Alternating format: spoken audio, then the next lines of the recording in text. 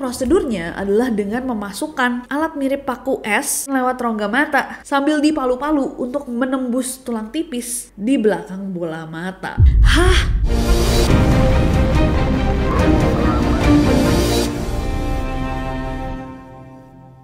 Hey guys, it's Nessie and welcome back. Lihat nggak kalian barusan? Apa itu? Neroris kembali lagi di Historytelling, dimana kita membahas tentang sejarah-sejarah yang gelap. Jadi make sure kalian udah subscribe, terutama untuk kalian yang suka sejarah. Dan season kali ini adalah eksperimen-eksperimen mengerikan di sejarah. Episode lobotomy. Prosedur medis sadis yang merusak otak secara permanen. Ada yang pernah dengar nggak tentang lobotomy? Ini biasanya ada sih referensinya di film-film atau serial-serial barat. Karena memang ada masanya di mana lobotomy ini dipercaya sebagai prosedur medis yang legit, guys. Sampai orang yang bikin prosedur ini dianugerahi penghargaan Nobel bidang fisiologi pada tahun 1949. Sebelum diketahui bahwa ternyata ini adalah prosedur yang sangat-sangat mengerikan dengan tingkat kegagalan tinggi dan sangat fatal. Let's start from the very beginning. Apa itu lobotomy?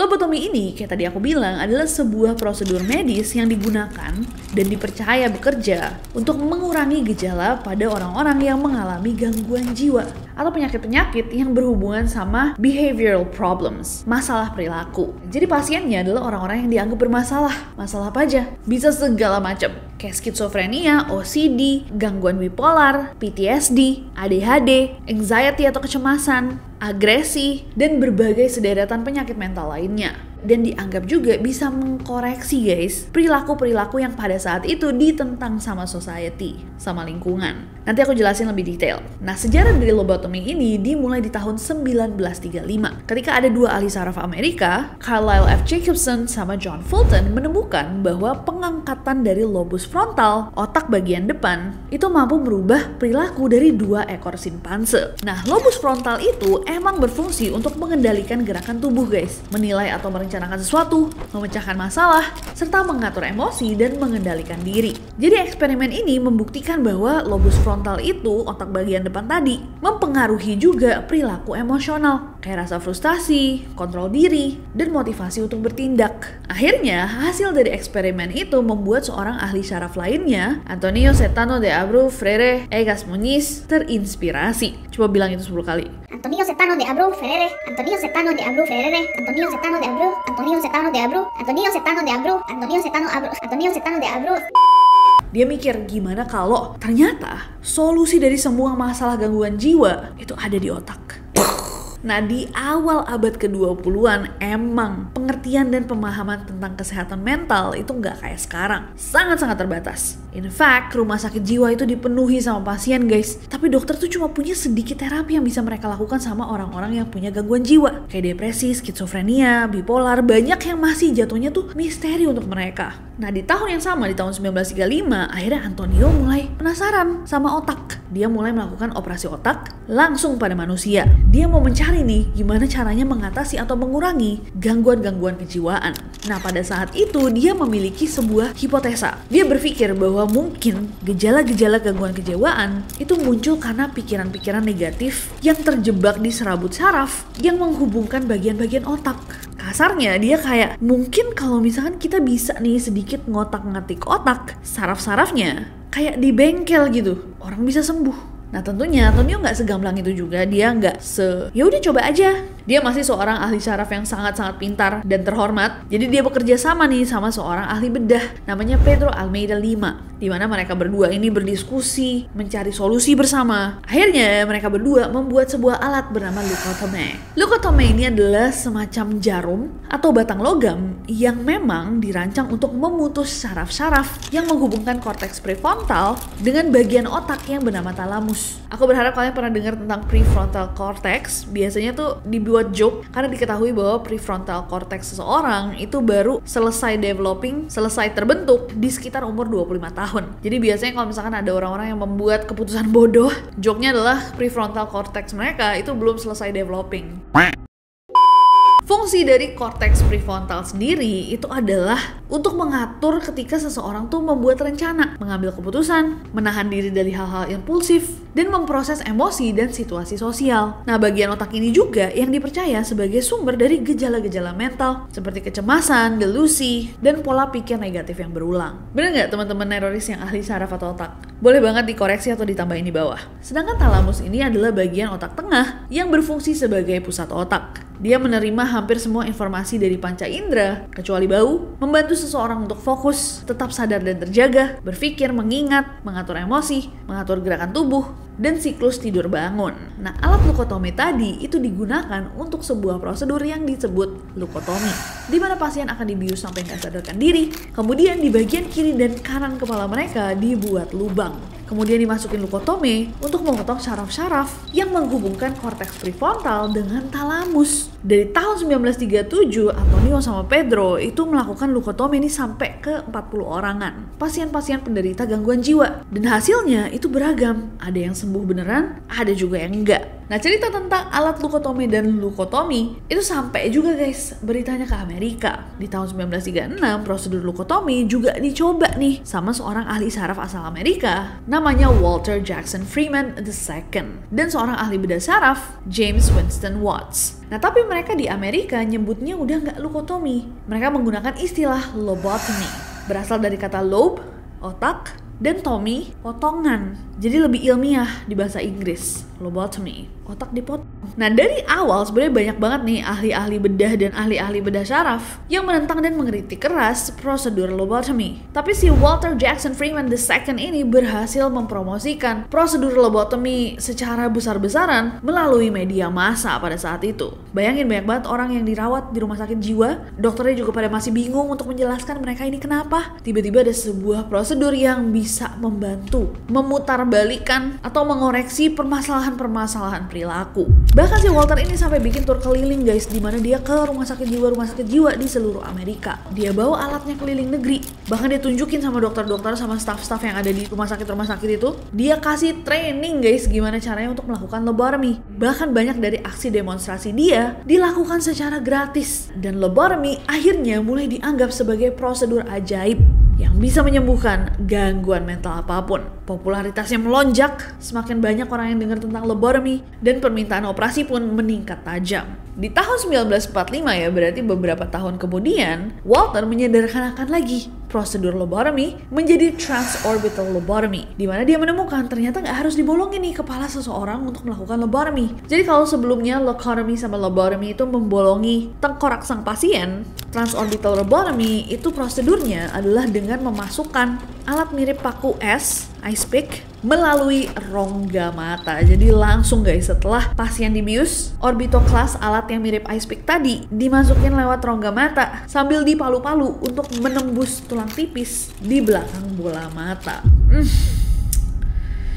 Ngilu nggak kalian? Jadi ujung alatnya itu dimasukin ke dalam bagian otak depan untuk memutus sambungan-sambungan saraf seperti sebelumnya, terutama antara korteks prefrontal dan talamus. Dan katanya prosedur lobotomi transorbital ini jauh lebih cepat juga, karena cuma butuh 10 menit untuk dilakukan. Dan yang paling gila guys, jadi di awal yang melakukan prosedur ini adalah partner kerjanya Walter namanya James. Tapi lama-kelamaan si Walter itu udah gak peduli sama kesterilan dari prosedurnya. Bahkan dia mengklaim bahwa metode ini tuh sebenarnya nggak butuh ruangan yang steril, asisten, pakaian bedah. Dokter tuh bisa melakukan lobotomi di mana aja. Cuman butuh si ice pick ini. Avada kedavra. Sampai akhirnya Walter sama James itu juga bentrok guys. James tuh bilang kayak, nggak bisa Walter. Namanya prosedur medis ya ada aturannya. Tapi untuk Walter yang lebih penting adalah apa guys? Kuantitas daripada kualitas. James tuh khawatir banget atas kebersihan dan bahayanya prosedur ini dengan caranya Walter menjualnya. Sampai akhirnya di 1947 James sudah nggak mau kerja sama Walter lagi. Nah, transorbital lobotomy ini karena lebih mudah guys dan nggak seserem sebelumnya di mana tengkoraknya harus dibolongin di kanan kiri. Walaupun tetap ngilu nggak sih kayak tapi menjadi prosedur yang sangat populer. Di tahun 1949 aja, diketahui lebih dari 5.000 prosedur dilakukan di Amerika. Dan kalian harus tahu apa, setelah James meninggalkan Walter mulai melakukan lobotomy sendiri. Dia sendiri yang melakukan, dia sendiri yang mengawasi, dia sendiri yang training dokter-dokter untuk melakukan lobotomy. Cogil parah. Dia nggak peduli bahkan untuk memakai masker, sarung tangan, baju operasi, untuk mensteril alat-alatnya. Kalaupun disteril sama dia dilakukan asal-asalan. Tapi dengan pedenya guys, dia tetap aja melakukan lobotomy dan mempromosikan servisnya ke rumah sakit di seluruh penjuru negeri. Dan kayak tadi aku bilang kan, di rumah sakit jiwa aja dokter-dokter itu bingung sebenarnya orang-orang ini sakit apa, karena pengetahuan psikologi juga masih sangat terbatas. Akhirnya dokter-dokter itu begitu dikasih tahu ada prosedur mudah yang bisa membantu para pasien, mereka iya aja. Terima kasih Tuhan. Jadi dilakukan lobotomy ke pasien-pasien skizofrenia, depresi, gangguan bipolar, OCD, kecemasan, anak-anak yang nakal bisa jadi dibawa sama bapak ibunya untuk jadi pasien lobotomy. Lama-kelamaan Walter semakin melunjak guys. Dia bilang bahwa lobotomy ini nggak cuma bisa ngobatin orang-orang yang punya gangguan mental, tapi sampai orang-orang yang punya gangguan kepribadian, orang-orang bermasalah, orang-orang yang pernah ngelakuin kejahatan, anak-anak nakal, sampai mereka-mereka yang homoseksual.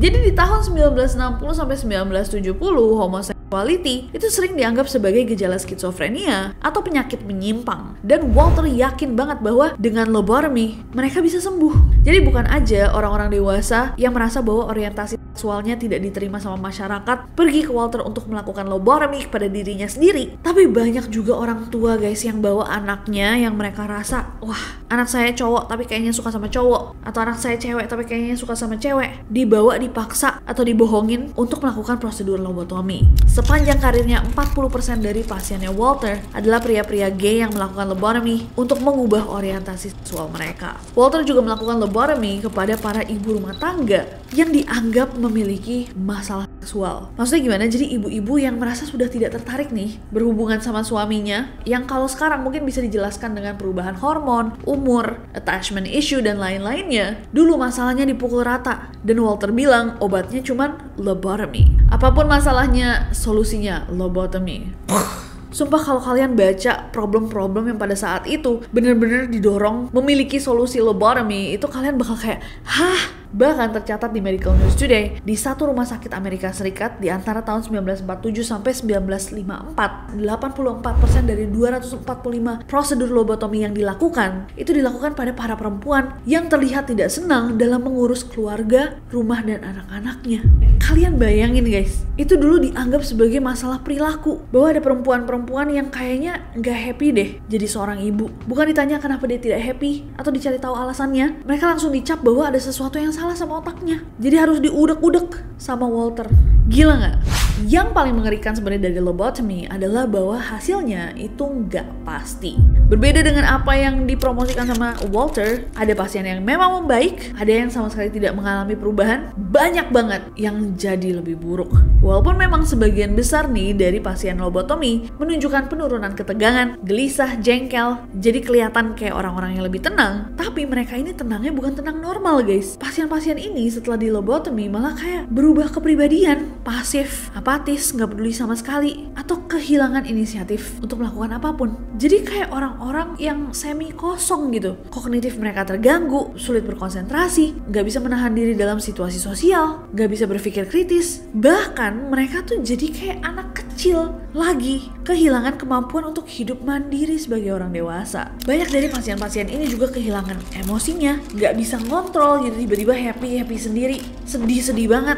Mereka nggak tahu juga kenapa mereka merasa seperti itu tanpa sebab, kehilangan empati. Dan menurut jurnal The Lobotomy Patient, a decade later, a follow-up study of research project started in 1948, 12% pasien malah jadi punya masalah epilepsi, dan 90% pasien memiliki cacat kepribadian pasca prosedur lobotomi. 91%.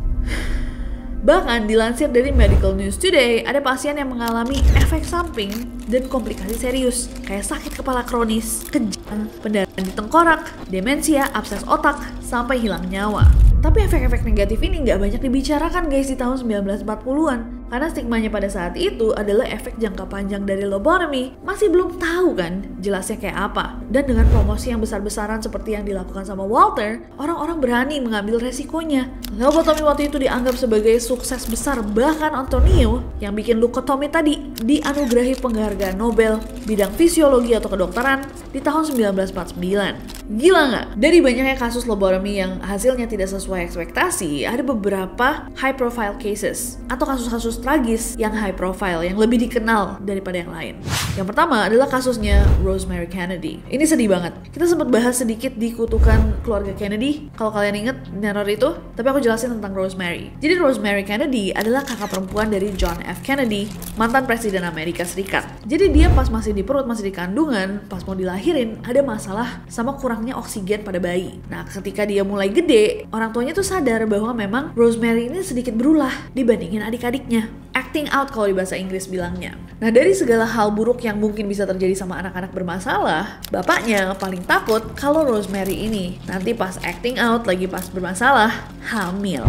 Karena kalau sampai dia hamil, ini akan menjadi aib keluarga Kennedy. Terutama pada saat itu, saudara-saudaranya ini udah mulai masuk ke politik. Jangan sampai si Rosemary ini mensabotase saudara-saudaranya. Akhirnya tanpa diketahui sama istrinya, si bapak membawa Rosemary untuk prosedur lobotomi. Dia berharap bahwa Rosemary ini setelah dilakukan lobotomi bakal lebih tenang, kayak anak-anak cewek lainnya gitu. Gak terlalu banyak nakal-nakalnya dan mudah diatur. Akhirnya di usianya yang baru 23 tahun, Rosemary menjalani prosedur lobotomi. Dan tragisnya, seperti banyak pasien lobotomi, prosedurnya gagal. Memang Rosemary jadi lebih tenang, tidak seperti sebelumnya, tapi dia juga kehilangan otak briliannya. Dan settingan pabriknya kayak balik, seakan dia tuh anak kecil. Bicaranya terbatas, cara pikirnya berubah, jadi childish, kayak anak kecil. Dia juga lumpuh di sebagian tubuhnya. Dan kalian tahu apa yang dilakukan sama bapaknya? Sebelum hal ini bisa tercium ke publik, dia langsung ngirim Rosemary ke institusi psikiatri. Bahkan tanpa saudara-saudaranya mengetahui apa yang sebenarnya terjadi. Jadi mereka taunya Rosemary berulah dan udah parah banget, terus dibawa. Adik-adiknya sering nanyain, bertahun-tahun mereka sama sekali nggak tahu Rosemary itu gimana. Dan ketika semua mata menyorot keluarga Kennedy, bahkan sebagian banyak orang nggak tahu bahwa Rosemary itu bagian dari mereka. Dan bertahun-tahun kemudian ketika mereka sudah dewasa, udah lumayan tua guys, mereka baru tahu apa yang sebenarnya terjadi pada Rosemary. Mereka mengunjungi Rosemary, kangen sama kakaknya, dan Rosemary tuh kayak anak kecil, seneng banget kalau ada yang datang. Dia happy banget didatangin sama keluarganya yang selama ini gak tahu kalau ternyata dia mengalami malpraktik. Jahat banget kan? Cuman agar dia tidak mensabotase karir politik saudara-saudaranya. Next ada kasusnya Anna Ruth Channels. Ada seorang perempuan namanya Anna Ruth Channels yang mengalami sakit kepala terus guys. Sakit kepala yang parah banget. Bertahun-tahun dia mengalami problem ini. Balik lagi sama Walter. Walter tuh mendengar tentang kasus itu. Terus dia nawarin sama si Anna, mau nggak kamu prosedur lobotomi? Cepet kok, dan ini bisa menyembuhkan sakit kepala kamu. Bahkan akan membuat kamu lebih bahagia. Akhirnya di tahun 1948, Anna setuju. Dilakukanlah lobotomi. Dan bener aja ternyata setelah lobotomi, sakit kepalanya hilang. Tapi sakit kepalanya hilang, yang hilang juga nggak itu doang. Anna tiba-tiba berubah, personalitinya jadi kayak anak kecil. Kemampuan bicaranya hilang, sama kayak Rosemary. Jadi agresif, bahkan dia udah nggak bisa take care atau mengurus dirinya sendiri. Dia nggak bisa makan sendiri, nggak bisa mandi, nggak bisa membersihkan diri setelah buang air. Sampai saudara-saudaranya tuh harus mengajari dia. Anna juga kehilangan norma-norma sosial yang dia ketahui. Dia bisa aja masuk ke rumah orang, lagi orang-orang kumpul-kumpul gitu. Dia nggak ngerti konsep bahwa itu adalah acara orang, acara pribadi. Dia masuk aja tanpa permisi. Yang tragis adalah pada saat itu, pada saat dilakukan lobotomi, Anna itu baru aja melahirkan guys. Dia punya bayi usianya 3 bulan. Jadi dia nggak bisa ngurus dirinya sendiri, apalagi ngurus bayi. Suaminya nggak kuat juga ngurus dia, akhirnya meninggalkan dia. Dan anaknya harus ditaruh di foster care. Sedih banget. Akhirnya Anna cuma bisa menghabiskan sisa hidupnya di sebuah kota kecil di Virginia Barat sama ibu dan saudara laki-lakinya. Sedih banget. Ya emang suaminya jahat. Maksudnya suaminya ngenyek si Walter. Lelaki bangsat, lelaki kardus. Lelaki kardus, lelaki karpet, lelaki bentrok, lelaki bangkrut, lelaki mencret, lelaki karbet, lelaki bangsat. Itu suaminya Anna sama si Walter. Cocok lagu itu.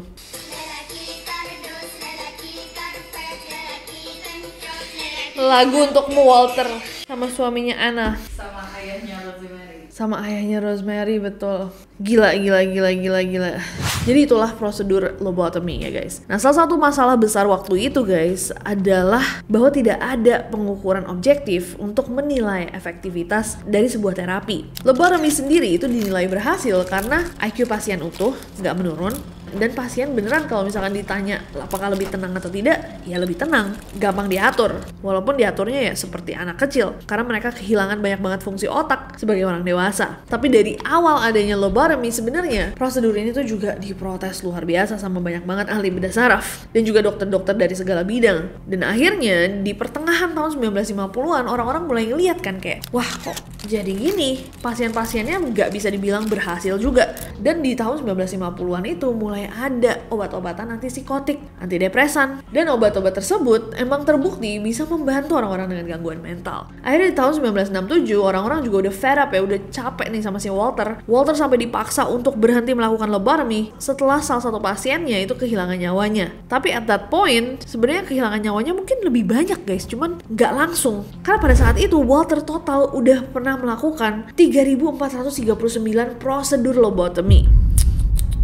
Akhirnya lobotomy di stop dan sejak saat itu lobotomy udah nggak pernah dilakukan lagi. Tapi dari rentang waktu tuh 1949 sampai 1952 di Amerika Serikat doang diketahui lebih dari 50.000 orang di lobotomy dan diperkirakan bahwa ratusan orang kehilangan nyawanya akibat lobotomy. Gimana menurut kalian guys eksperimen mengerikan ini? Jujur ini bukan cuma eksperimen, at this point kayak itu udah jadi prosedur medis yang benar-benar dilakuin sama orang gitu.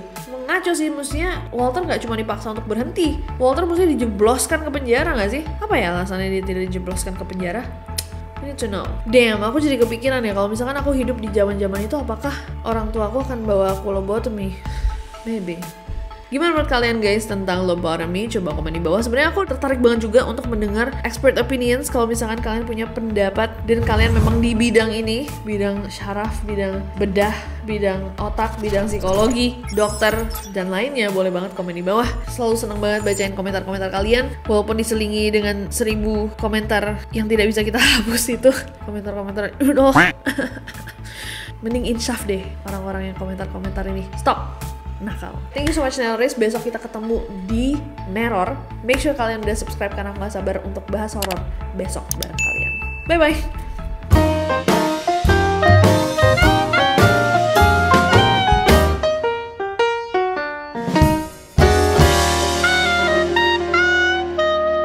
Carlisle F.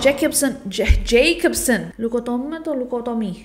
How to say leukotomy? Leukotomy? Leukotomy. Dan obat-obat tersebut emang oh ya Allah.